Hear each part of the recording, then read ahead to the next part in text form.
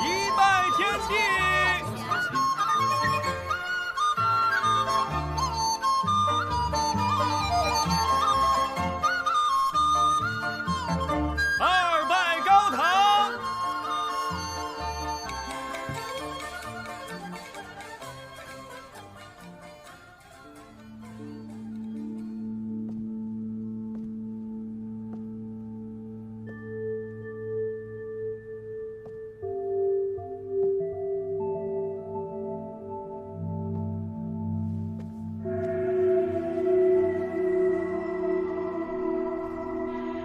从今日起，你便是我的妻了。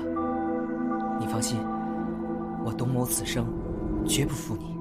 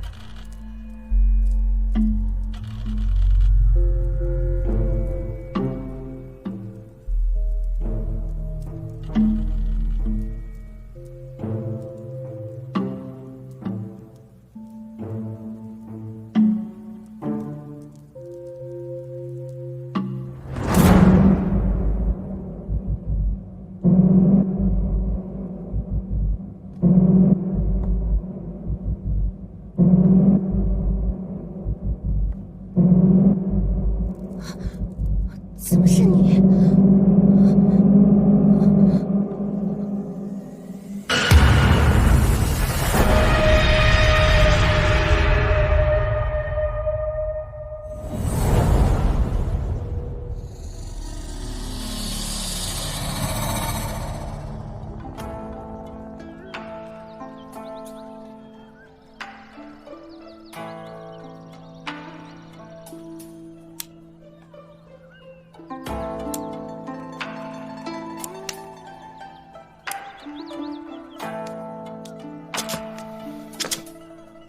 这个月赚的这点小钱，我连首饰都买不起。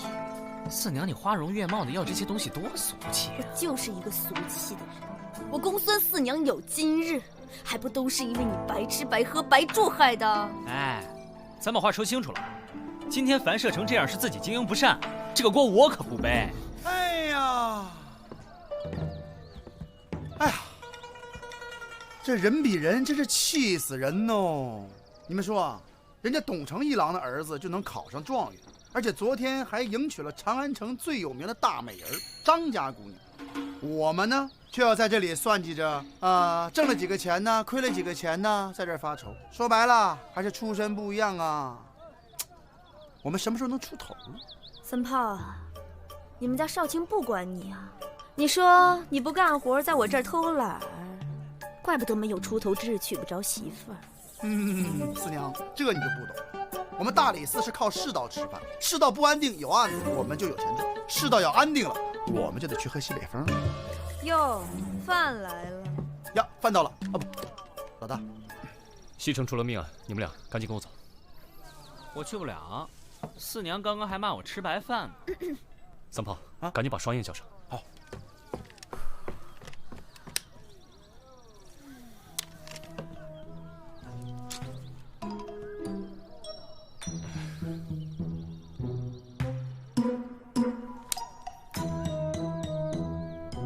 现在世道安定，那你的意思就是没钱给了呗？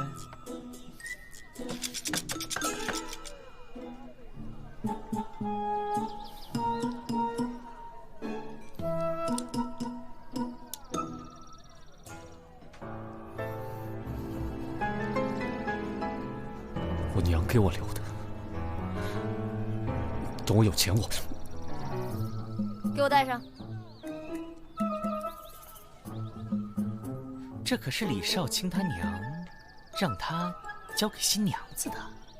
办案顺利哦！谢谢李少卿。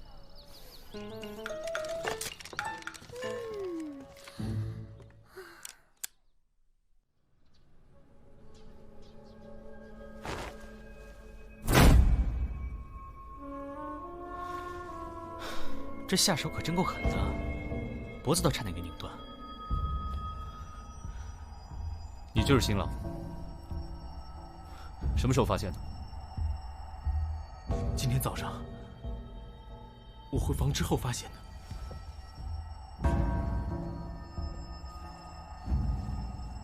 今天早上回房？那你昨晚干什么去了？昨日宴请司礼，不免多喝了几杯，不胜酒力，就在前厅睡着了。今早醒来，本想跟小倩赔罪，没想到她竟然……谁能证明你昨晚没回房？这父母早早睡下了，我送走宾客回到前厅，就睡着了。那就是说，没人能证明你昨天晚上没回房间，你可能就是杀人凶手了。血口喷人啊你！我怎么可能杀死小倩？我与她青梅竹马，感情深厚，怎么可能杀了她？我早就说过不要去招惹张家，你看看现在啊，这可怎么好啊！张家一定不会放过我们的。张家？哪个张家？官人呐，这个张家是长安城有名的绸缎庄，经营着大大小小10几个绸缎庄。小犬和张家姑娘自幼相识，青梅竹马，奈何张家夫人嫌我们家穷，拿不出像样的聘礼，两人的婚事也只得作罢。可是1个月前，小倩突然兴奋地告诉我，她得到了贵人相助，可以嫁给我了。贵人？你可知道贵人是谁？她说，此人身份特殊，不能透露。不对呀，这张家姑娘不是嫁给程一郎董大人家的儿子了吗？你是说昨天成亲的那个状元郎？对呀，没听说董家娶错人了呀？而且张家姑娘的母亲和兄长昨天也参加宴席了。这就怪了，如果张家姑娘嫁到了这儿，那么董家公子娶的又是谁啊？陈生，你可知道嫁去董府的是谁？你就没想过，小倩如果没有嫁到董府，董府和张家都不会放过你们吗？我和小倩商定好，在父母面前成完亲后，我们就去南方做小生意，更名改姓，不再回长安。那也就是说，你知道的全部事实，就是1个月前张家姑娘被一个身份特殊的人帮助，想出了一个可以让她嫁给你的方法。是，但却在成亲这一夜被人杀死了。那清晨你来到这个房间的时候，可发现有其他异常？这张家姑娘平日可有什么仇人？没有。那你能不能想到有什么人会对张姑娘不利吗？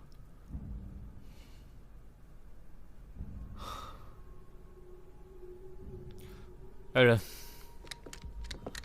把她带回大理寺收押。官人呐，官人饶命啊！官人，小儿冤枉啊！老人家，您放心，只是审问，不是定罪，我们不会冤枉一个好人的。老人家，还劳烦您，这屋里的东西先别动，也许我们还有用。尸体呢？来晚了你，要你管。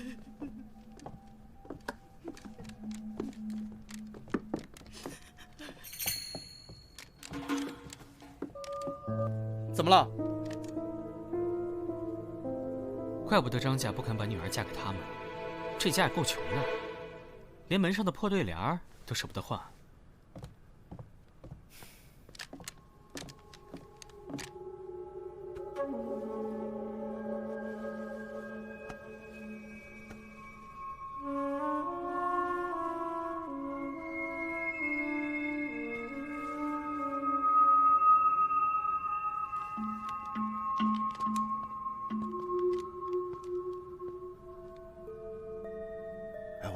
咱们不去查案，跑这儿来干嘛呀？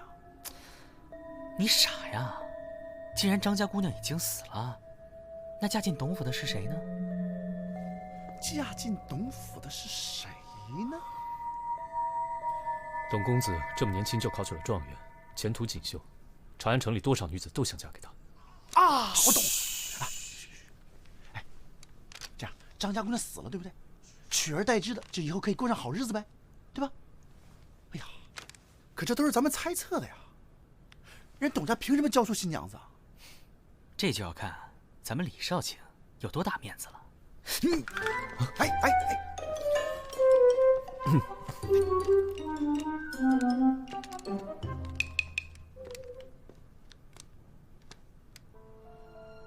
书生陈某一家作证，死者确系张家姑娘，案情诡谲，特来叨扰。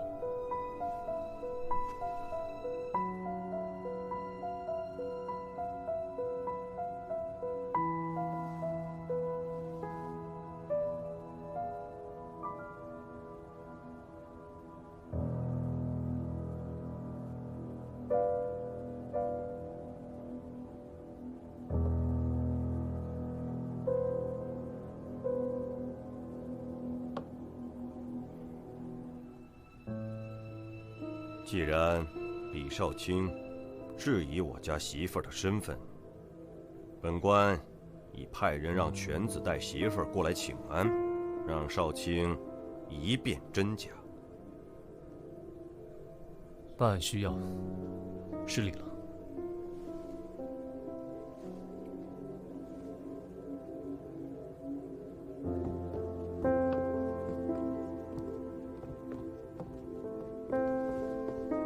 父亲，果然是个大美人呢。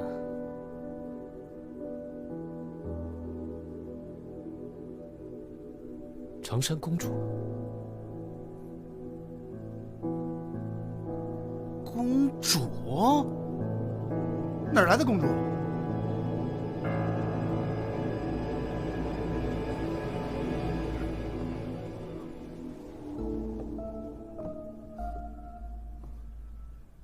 您怎么会在这儿？你真的是公主？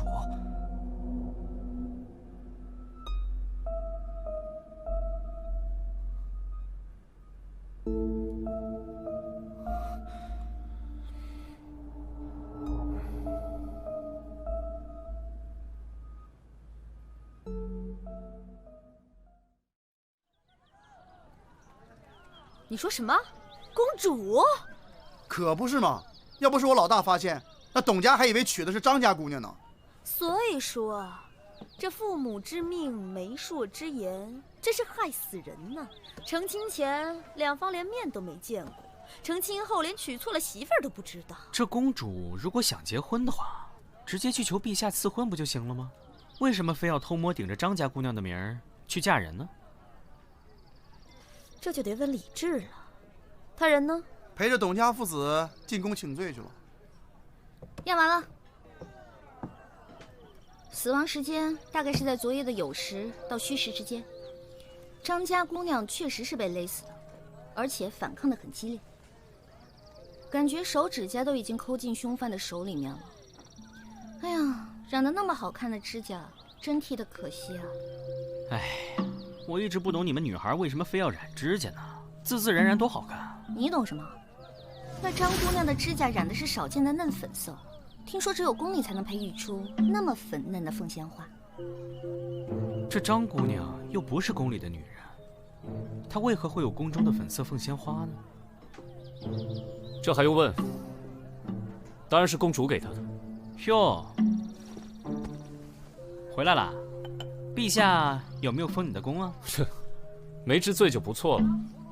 你没问问陛下，公主为什么要顶着别人的名字嫁人呢？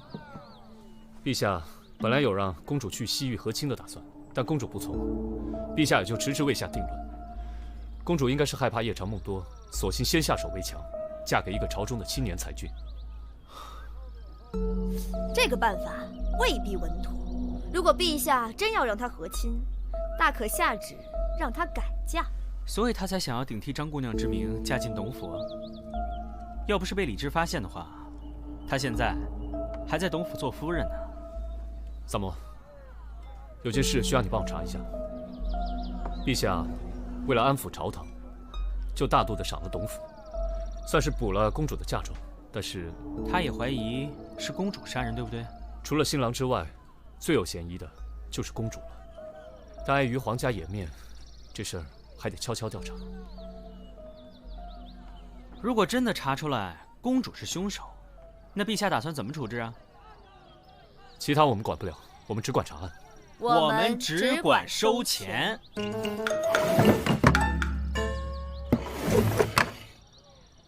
我打听过了，张家喜娘说她亲眼见到张家姑娘上了轿子，而且也没有绕道，直接送进了董府。那就是说，在董府拜堂成亲的，是真的张家姑娘。那跟陈升拜堂的就是公主了。陈升家把新娘送入洞房的时间是酉时，董府是戌时，这么算来，公主就有了1个时辰的时间从陈升家跑出来，赶到董府，埋伏在董府的洞房里。这样张家姑娘只要一进门，就立刻把她掐死。把人杀死之后，只要再把张家姑娘的尸身送回去就可以了。董公子回洞房的时间是子时，这么算来，这中间的时间足够他1个来回了。这公主折腾这么一晚上，你们想想啊，这公主这么娇弱的身板，这一晚上这么折腾，不太现实吧？李家人是靠娇弱取得天下的吗？那我们现在就要去找公主杀人的证据。我记得双月说过，张家姑娘死的时候好一顿挣扎，连指甲都劈了。如果凶手真是公主的话，在公主身上一定会留下什么伤痕。那谁能看到这公主身上有没有疤呢？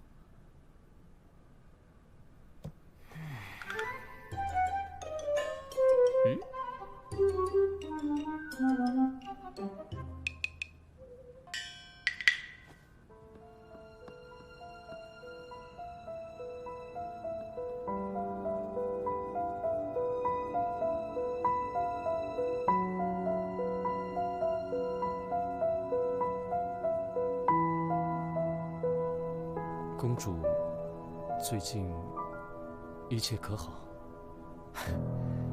公主一切安好，还请李少卿放心。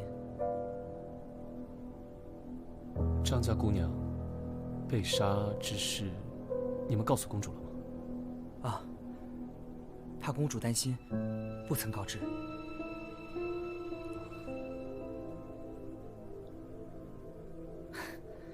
少卿有什么话，不妨直说。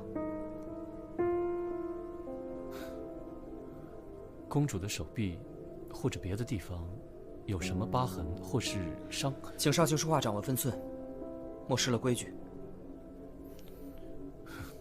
是我鲁莽了。时候不早了，恐不便久留。那晚和你拜堂之人，你觉得她是公主吗？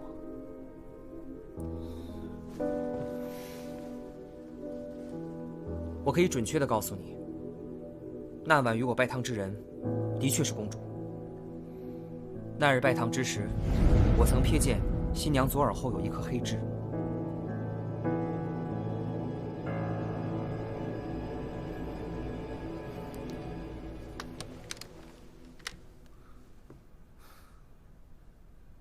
我明白了，失礼，告辞。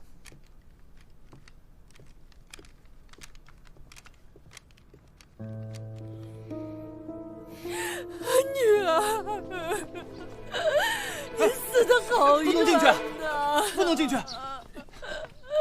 不能进去啊！哎呀，这有钱人家的公子还真讲究啊！你说这空气里有什么呀？还这么挡着？你懂什么呀？多少人一到春天就容易花粉不服，人家这是保护自己。那也太娇气了吧！是啊，你以为人人都跟你似的，身体壮得像个野驴？真不经夸。老大快出来了。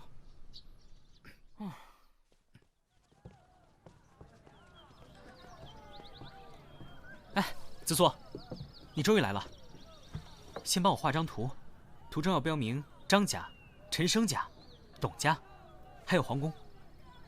嗯。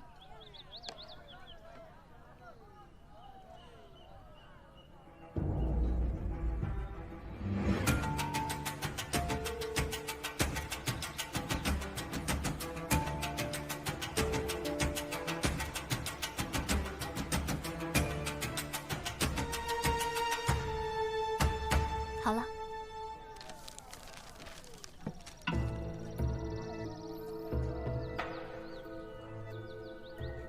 我想过了，本来要去书生陈生家的公主，最后却被抬到了董家；而本来要去董家的张家姑娘，最后却去了陈生家。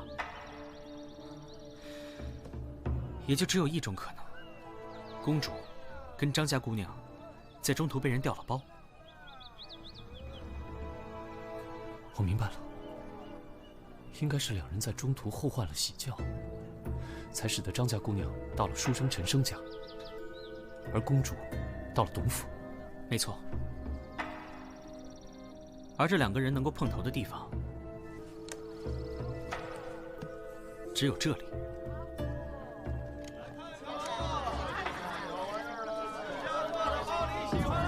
如果我们推测没错的话，这里就是他们调包的地方。现在关键的问题是，他们俩调包的方法。老大，老大，哎，我问过那个轿夫了，那天张家姑娘就在这儿，对，就在这儿，真的出了点意外。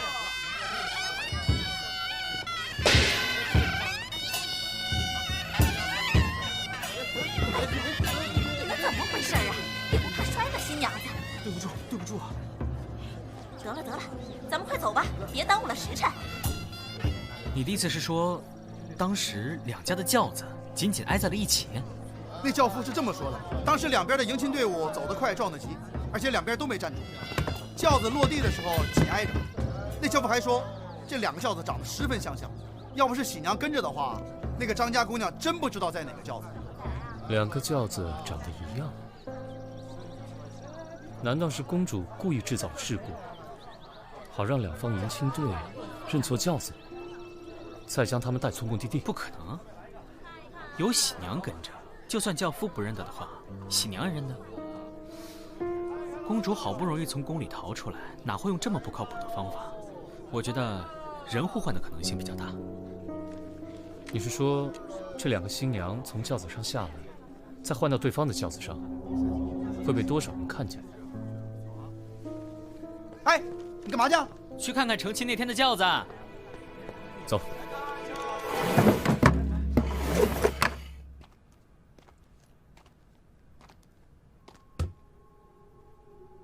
三炮，你说当时那两家的轿子是紧靠在一起，是前后靠呢，还是左右靠？左右靠。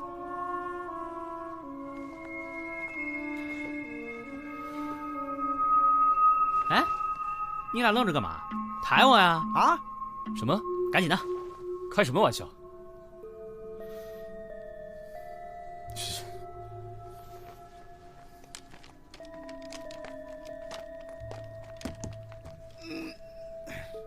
你以后少吃点行不行？你，哎，什么情况？这轿子底下有个翻板，上面有布蒙着，确实不易被发现。得了，李少卿，去跟陛下复命吧。公主不是杀死张家姑娘的凶手。此话怎讲？轿子底部有翻板，可进也可出。两支迎亲队撞到一起是提前算好的。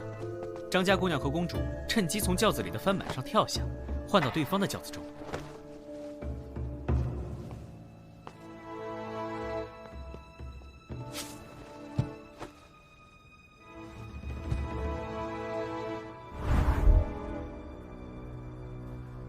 李少卿，你们果然在这里。董公子，你怎么知道我们在这儿？公主得知你们上门造访，就追着我问到底发生了什么。我就将张家姑娘被杀的事告诉了她。她说你们一定会来这里，所以让我来找你们。公主找我们有什么事？这我也不知道。还请各位移步府上，让公主亲自跟大家说吧，请。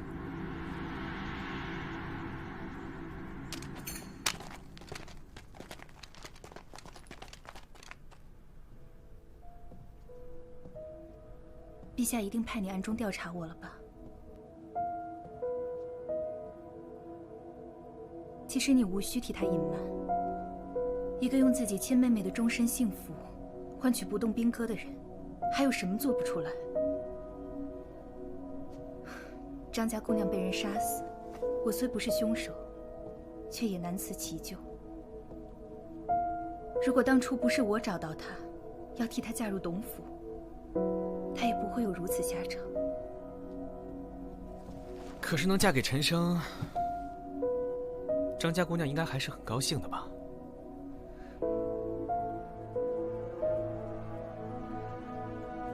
从陛下暗示我要去和亲，我就开始暗中派人打听长安城中近日要娶亲的青年才俊。在得知张家姑娘正为无法嫁给一个姓陈的穷书生而苦恼时，我便召她进了宫。我替你嫁进董府，让你和陈生更名改姓，远走高飞。作为交换条件，我准备了一些金银首饰，就当是给你的陪嫁吧。多谢公主。陪嫁？您给了多少？萨摩，都什么时候了，还说钱？哎，不是我财迷啊，而是那陈家一点也看不出有钱的样子啊。或许是张姑娘想在成亲之后再把钱拿给他。照你这么说的话，那应该在张家姑娘嫁过去的时候，这些金银首饰就随她一起带过去了。可是我们去查看现场的时候，别说金银首饰了，就算是一个多余的铜钱，我看也拿不出吧。那这金银首饰又去哪儿了呢？公子，不好了，张家的母子俩又来闹上了。让他们在偏厅等着。是。他们来闹什么？还不是说我们害死了他女儿，让我们赔钱。你们一个公主，一个状元郎，还差那点钱不成啊？不是我们不赔钱，这张家就像个无底洞一样，今天给了，明天还要，3天一小闹，5天一大闹。只要杀人凶手不找出来，我们是不可能安生的。再这样下去，我们的家当会被他们掏空的。可是这张家不是经营着很多家绸缎庄吗？按理说他们家家底儿不比你们薄啊，这么一而再再而三的要钱，很奇怪啊。三胖，你去打听一下，这张家到底缺不缺钱？啊，之前打探过了，这张家的绸缎庄啊，虽然生意很好，但是耐不住有个病殃殃的张公子是个败家子儿。这张公子嗜赌如命，现在这个绸缎庄还在赌场压着呢，绸缎庄的收益直接入赌场的账，抵他的赌债。所以他们才要趁机讹你们。我说呢，当初父亲给了张家一大笔聘礼，想必也拿去还了赌债。这个张家的公子是个赌徒？对啊，我刚才说的很明白了，你是不是傻？我突然想到一些事情，你们等我一下，我马上回来。哎，记住，把张家母子拖住。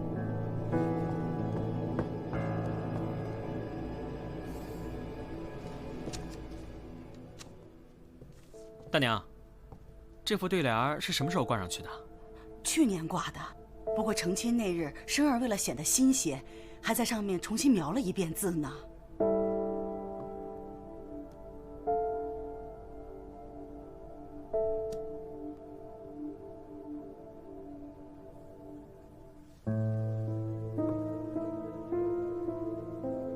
果然如此。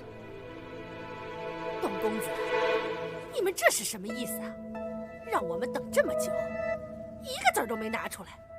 我可把丑话说在前头，今天要不拿出钱来，我们孤儿寡母啊是不会走的。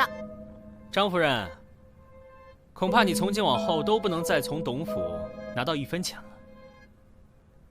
哼，你是什么人？我是什么人不重要，重要的是我知道是什么人杀死了您的女儿。什么？是谁？谁杀了我女儿？你快告诉我！这个凶手不是别人，正是您抵押了全部绸缎庄，把女儿嫁出去谋取高额聘礼，还上了他全部赌债的张公子，您的亲儿子。你胡说什么？子熙怎么可能杀他妹妹呢？是啊，什么人才会丧心病狂地杀死自己的亲妹妹呢？或许是发现妹妹私藏了另外一大笔钱，所以才动了邪念，起了杀心呢。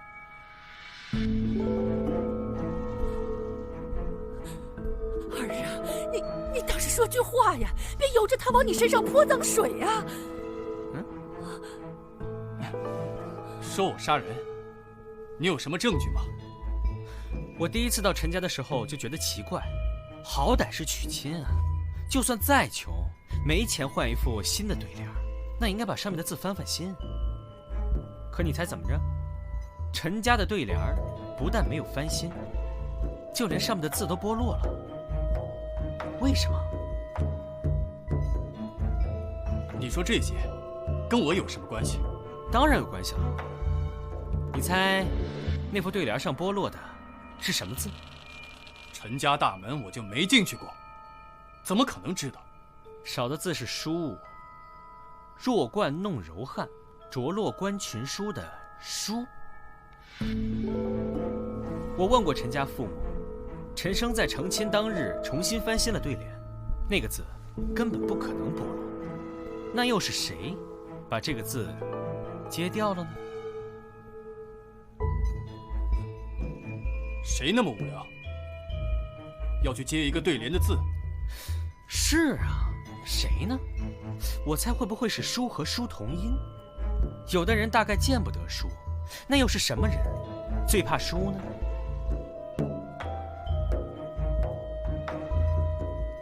赌徒最怕输喽。没错。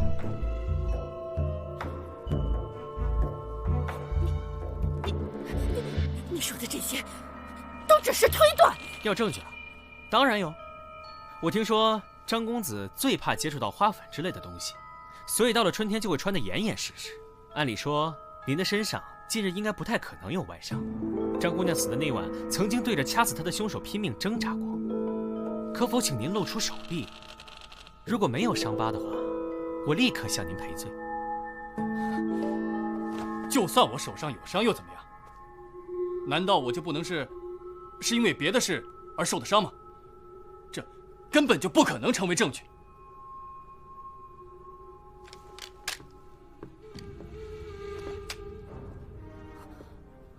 哎，你放开我！得罪了你。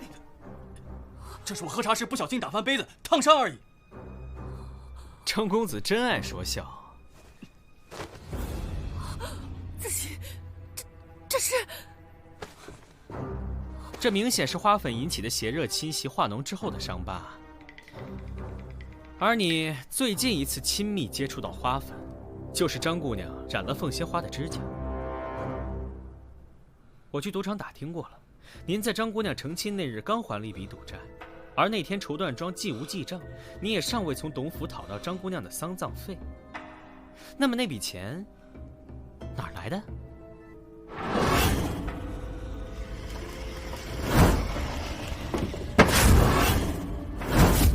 这根本就不能怪我，都怪他自己，一心只想跟着那个窝囊废远走高飞。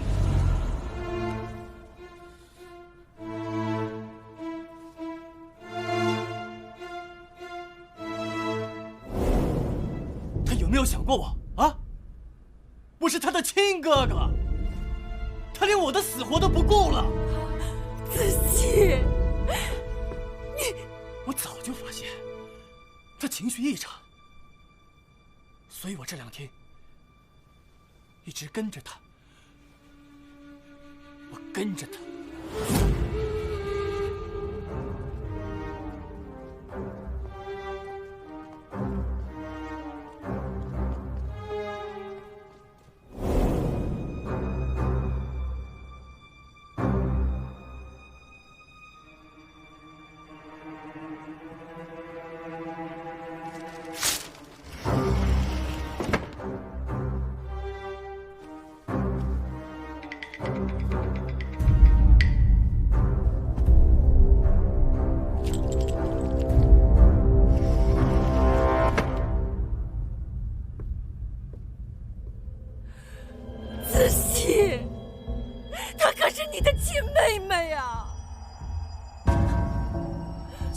妹妹，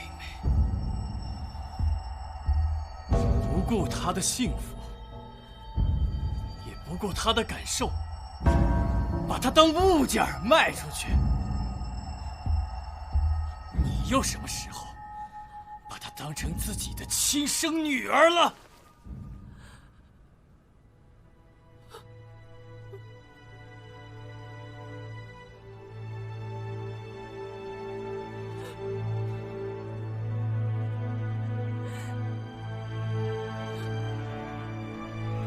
三炮，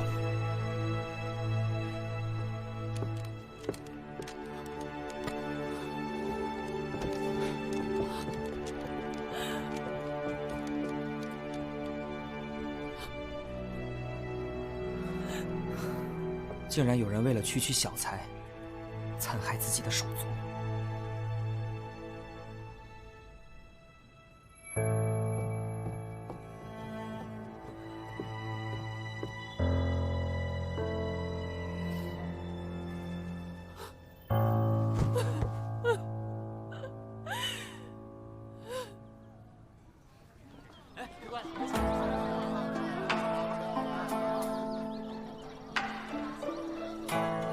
又在偷懒呢？吓死我了！我刚做梦吃烧鸡呢。又想躲着不干活啊？我说四娘，我刚眯一会儿就被你骂，我都不想干了，怎么了？啊，给你干活你又发不出工钱来，我何必苦着自己？翅膀硬了啊！那我告诉你，你在这儿待一天，我就得用你一天。有种你走啊！想走那天自然会走的。怂了是吧？少给我在这儿装蒜！地擦了，碗洗了。地擦了，碗洗了，擦地洗碗，还不如要饭去呢我。听说东边新开了个赌房，哟，是吗？前天老王狠赚了一笔。行行好，省点吧。走，咱去看看，咱们去这东西哪值这么多钱？要不这样，我拿2个。哎，张霞，抓住他！抓住他！